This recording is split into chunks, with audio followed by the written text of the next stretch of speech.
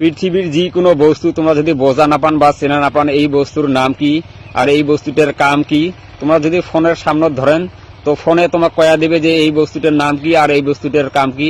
খুব ইম্পর্টেন্ট একটা ভিডিও, শিখি রাখো, ভবিষ্যতে তোমার কামত লিখবে। তো প্রথমে আমরা গুগল দেশম, গুগল দেশি সার্চ বার সার্চ করবো গুগল AI স্টুডিও, ঠিক আছে।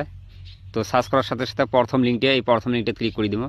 ক্লিক করে দেওয়ার সাথে সাথে এরকম একটা অপশন আসবে। তো এই পেজে দেখো 3 ডট আছে, এই 3 ডটে একটা ক্লিক করে দিবেন।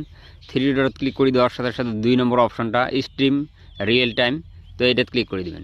ক্লিক করে দেওয়ার সাথে সাথে এইরকম একটা অপশন আসবে, এটি ধরে ক্যামেরা আছে, এই ক্যামেরাতে একটা ক্লিক করে দিবেন। ক্যামেরা ক্লিক করে দেওয়ার সাথে সাথে 2 নম্বর অপশনটা যে আছে ক্যামেরা 20, তো এটা ক্লিক করে দিবেন। ক্লিক করে দেওয়ার সাথে এমন একটা অপশন আসবে,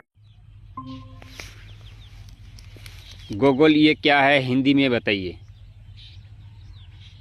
जरूर, ये एक पाउच है जिसका नाम बबल गोल्ड सुपारी है और ये खाने योग्य है।